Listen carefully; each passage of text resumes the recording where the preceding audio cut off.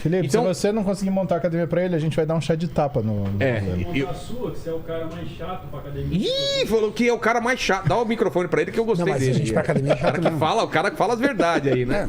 E ele não tem tamanho pra isso, né? Isso que eu acho legal. Porque o cara, às vezes, pra falar a verdade... Intimidade tem que ser... é uma merda. É, intimidade.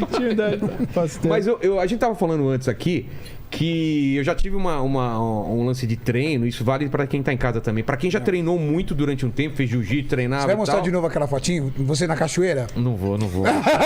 Vai mostrar? A única. A única que eu tenho, né? Não A deu única. tempo de tirar outra que eu já...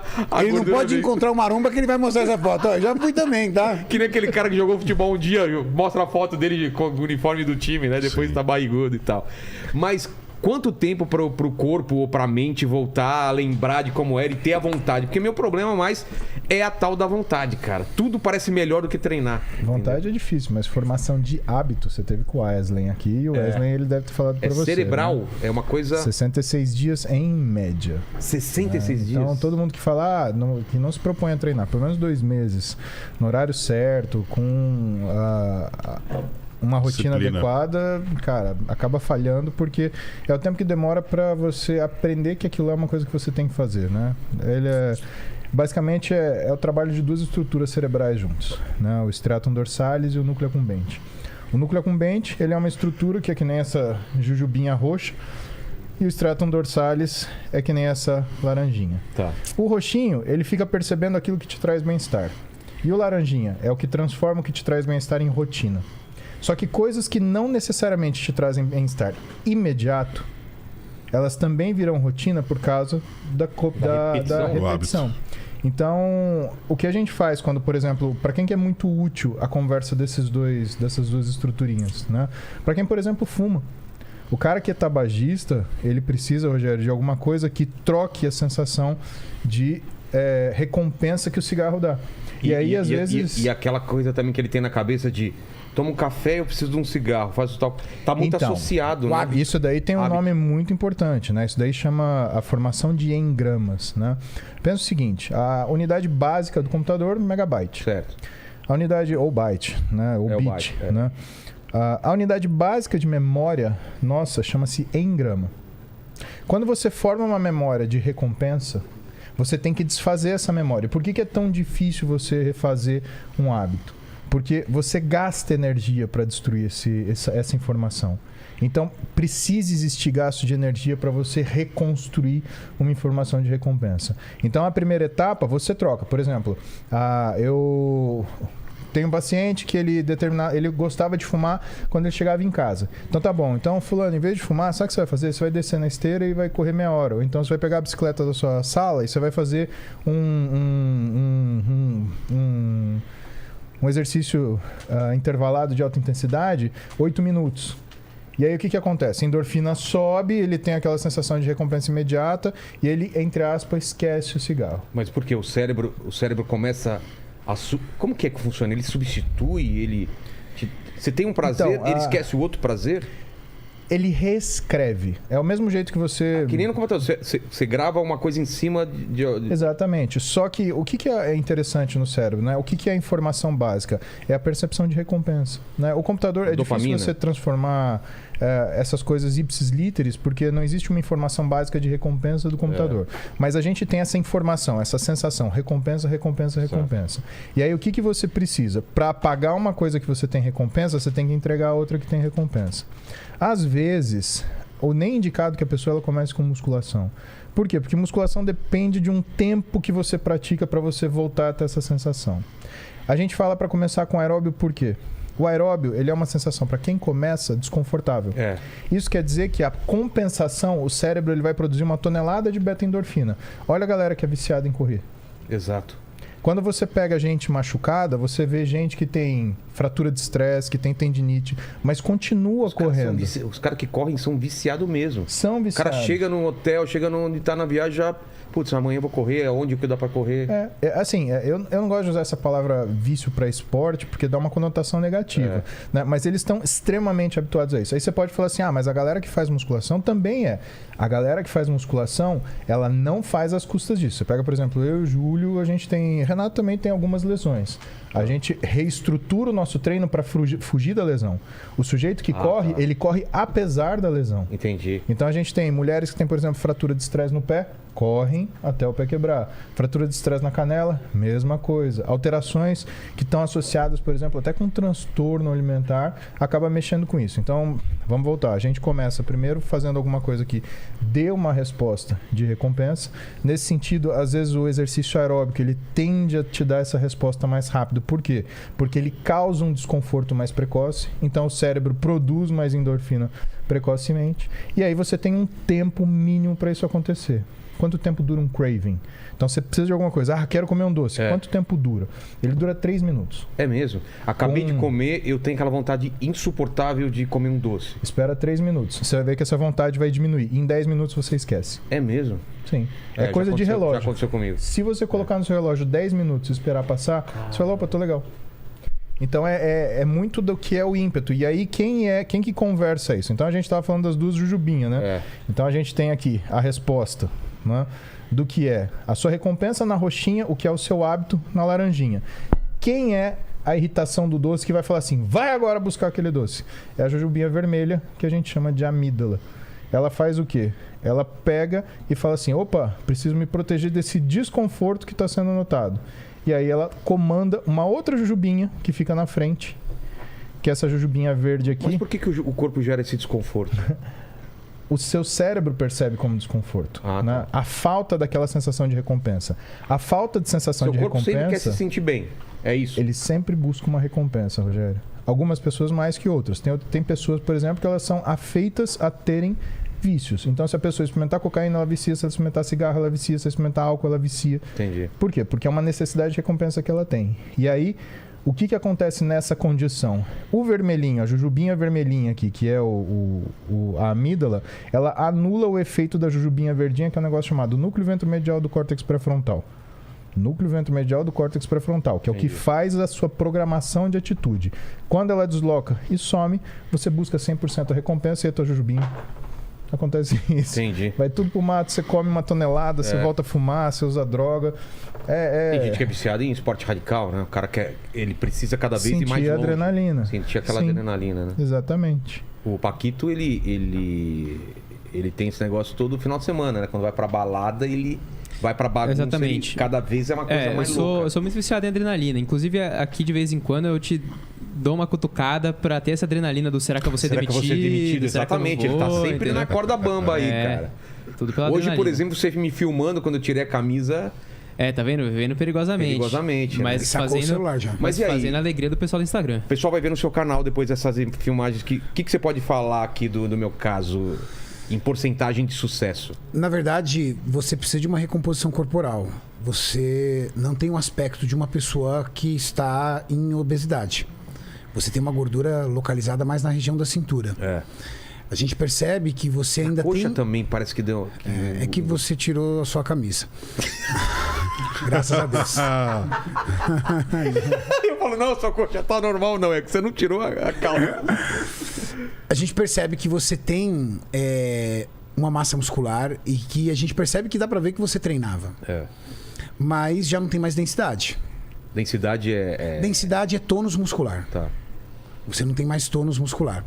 Então você é o aspecto de uma pessoa que um dia realizou, já teve um estilo de vida, que tinha prática de atividade física, que fazia musculação e por algum motivo abandonou. Isso é pior do que se eu nunca tivesse feito? Não, ou tanto isso faz? indifere. Ah, tá. Eu acho que tudo que você faz pelo teu corpo, por um período na vida que seja, você tem benefícios. Agora, se uma pessoa foi a vida inteira sedentária, mas ela teve algum tipo de controle, ela vai ter reflexos sobre o que ela fez. Se essa pessoa foi uma pessoa que tinha um estilo de vida mais adequado, mas depois ela veio chutando a lata e está no estado de obesidade, não adiantou nada o que ela fez antes. Então vai muito de como você carrega a tua vida inteira. Você tem quantos anos? 52. Então, com 52 anos, Isso aí já inspira cuidados. Exatamente. Inspira Porque não é cuidados. tão fácil quando tinha 40 ou 30. O seu metabolismo já começa a não responder da mesma forma. Você já tem aí a necessidade de observar a questão de produção de testosterona. E em relação à lesão? você, principalmente pela sua atividade ou pelo seu trabalho, você pode começar a ter problemas articulares. Então, tudo isso está ligado. E a musculação ajuda muito nisso. Porque esse lance de dor nas costas, né? De ficar muito tempo sentado, né? Essa coisa de... Isso é reforçar a musculação. Na verdade, a adaptação postural é o primeiro passo, depois fortalecer a musculatura é o segundo. Exato. E aí você começa a troca. Recomposição corporal, onde você troca essa concentração grande que você tem de gordura por massa muscular. Ficar musculoso, aí é o outro estágio, o próximo estágio. Primeiro é Agora, secar. agora a gente precisa fazer uma recomposição corporal em você, diminuir a quantidade de gordura e aumentar a quantidade de massa muscular. É isso, esse é o primeiro passo a ser feito. Vocês têm estudos aí de como está o Brasil em relação à obesidade? Porque mudou muito, né? Quando a gente era mais novo não tinha tanto, parece, né? Ontem o Thiago Nigro, fiz um podcast com o Thiago Nigro ontem, e ele perguntou para mim, Renato, a população de obesos no mundo só cresce. Mas e a prática da atividade física? Também só cresce. Ué? Se você pegar na época dos né? nossos pais, não existia esse negócio de treinar. Não, eu só lembro dos caras puxando ferro, o cara de musculação. Treinar na época dos nossos pais era coisa de que eles usavam o termo de halterofilista. Exatamente. Os caras que queriam ficar fortes ou levantar peso. Exato. Hoje, as academias de musculação, elas abrangem todo tipo de pessoas. Pessoas que buscam a estética, pessoas que buscam a saúde, pessoas que querem emagrecer, pessoas que querem ganhar massa muscular. O problema é que junto com a academia veio também as facilidades da vida moderna. Hoje você abre um aplicativo e você pede comida. Só que a comida saudável é muito mais cara do que a comida hiperpalatável. É muito mais barato você comprar 10 esfirras do que você pedir um prato de arroz, grelhado e vegetal. Com certeza. Então nós estamos cada vez mais próximos do estilo de vida americano. Os americanos, quase todos eles, ou quase todos não, mas uma boa parte pratica atividade física. E tem academia em tudo quanto é esquina. Só que você também vê eles, na maior parte, ou pelo menos na maior base da sua alimentação, totalmente desregrada. Com alimentação fácil, rápido, prática e barato. E grandes quantidades, né? Tudo lá é... Tudo é big. Size. Não, é muito barato se você pegar um Embalagem copo desse família. tamanho. É o mesmo preço, É o mesmo quase. preço. O salgadinho é um travesseiro gigante. Exato, né, cara? Travesseiro. É absurdo. O suco é 5 litros, Não, mas o mesmo leite é 5 litros. mesmo no restaurante... Cara, leite lá, o menor leite são 2 são litros. aquelas, parece aquelas coisas de amaciante, né? Um negócio desse tamanho.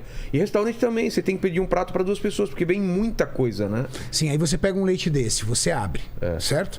Você tem que acabar com ele. Não vai deixar estragar, né? Entende? verdade. Você abre um pacote de salgadinho, big size, você vai acabar com ele. Quase que eu morri. Você vai acabar com ele. Então, e o Brasil vem se aproximando disso. Entendeu? E Qual é a saída? É uma reeducação alimentar só? É uma mudança de lei? O que faz para... olha, a saída também são os meios digitais. Eu acho que as pessoas hoje eles têm muito mais acesso à Buscar informação. Isso é, né? Eles têm muito mais acesso. Mas eu acho que essa curva crescente de população de obesos não vai baixar tão cedo. É mesmo? A tendência Talvez é aumentar, com uma mudança, talvez com o avanço de tecnologia farmacológica para controlar isso de uma forma diferente. Você viu? Pode ver, as medicações vêm mudando e evoluindo cada vez mais. Antigamente você tinha medicamentos que tinham aquela atuação poderosa no sistema nervoso central e era o que tinha. Agora você já tem os análogos de GLP-1, que é uma outra configuração muito mais tecnológica. É uma molécula muito mais moderna. Então, análogo de GLP-1, ele faz algumas coisas, né? Neurologicamente, ele diminui a tua sensação de fome por uma via alternativa do controle da fome, que é um negócio chamado trato solitário. Trato? Tá? Trato solitário. A gente tem... A forma básica da gente controlar a nossa fome, Rogério, é um negócio chamado núcleo arqueado. O núcleo arqueado, ele controla 2 sistemas diferentes. O sistema da fome, que é o sistema de neuropeptídeo Y-AGUT-RP, que através de um mensageiro chamado alfa-MCH, ele controla um outro negócio que chama receptor de melanocortina tipo 4. E isso fala para você, estou com fome. A outra coisa que o núcleo arqueado controla são os meios de saciedade e capacidade anorexígena, ou seja, parar de comer quando você está comendo e não comer quando você não quer comer. Exato. Tá? Isso é o sistema PONC-CART. E aí elas têm um mensageiro, a título de curiosidade, chama alfa-MSH, que também controla a função desse receptor de melanocortina tipo 4. Essa é a forma básica de você controlar a sua fome. E o que é interessante? Todos os hormônios do seu corpo, eles praticamente atuam ali. Por quê? Porque a forma de... O hormônio básico que acerta isso é o estradiol. Só que o estradiol, tanto no homem como na mulher, ele não é um hormônio produzido imediatamente. Ele é um hormônio que acontece secundário à aromatização da testosterona. Na mulher, essa aromatização ela acontece principalmente nos ovários. E no homem, essa aromatização ela acontece principalmente nas células gordurosas. Por isso que qualquer desequilíbrio hormonal, ele modifica a sua fome. Aí você fala, mas você está falando só de hormônio sexual. Não. O TRH, o hormônio liberador de TSH, que é o hormônio que estimula a produção de hormônio tiroidiano, ele também é produzido naquela região do hipotálamo lateral. E ele também controla a sua fome. Então, se você tem tireoide desregulada, se você tem hormônio sexual desregulado, a tua fome ela vira do avesso. Agora, você imagina um amigo meu, por exemplo, que ele dorme tarde, tem hipotireoidismo e está com a testosterona baixa. Eu conheço esse cara. Esse cara é um cara muito... Sou eu. Então, aí combinado, dormir tarde, hipotireoidismo e a alteração de secreção de testosterona. E aí? Aí você tem uma fome que nunca acaba. Exato. Né? Principalmente... Um fome que nunca acaba, um cansaço que nunca acaba. Não, cansaço, também, com ansiedade, parece que dá mais fome, né? Não sei se tem a ver. A ansiedade. Tem a ver. Você tá preocupado com alguma coisa que vai acontecer. Sim, por quê? Porque aí a gente volta naquela conversa do núcleo de controle da sua sensação de recompensa, que é o núcleo incumbente. Então você tem uma ansiedade e você aprende, a gente aprende ao longo da vida que comer é uma coisa que traz uma diminuição da sensação de ansiedade. Não é que ela combate a ansiedade, é quando você olha a grandeza. A ansiedade aqui em cima, a sensação de recompensa aqui em cima, você meio que lateraliza essa sensação. Então você bate, sei lá, não é como se você apagasse a parede, é como se você pintasse alguma coisa meio por cima. Exato, dá uma enganada. E aí vem os análogos de GLP-1. Eles agem por uma via acessória, que é a via do trato solitário, né? E eles fazem com que você também tenha uma diminuição do esvaziamento gástrico, fazendo com que você sinta que o teu estômago está mais cheio por mais tempo. Fora a ação endócrina que ele tem, que é o aumento do tempo da ação da insulina, e a insulina no sistema nervoso central, ela é sacietógena. Tem muito profissional que ele tem uma confusão nesse termo, eles acham que a insulina dá fome, porque eles estão acostumados ao paciente que tem diabetes, por exemplo, fazer abuso de insulina e ter muita fome. Não é, mas nesse caso é que o paciente ele tem uma alta resistência periférica à insulina. Isso é um mecanismo de resistência hormonal, é outro papo.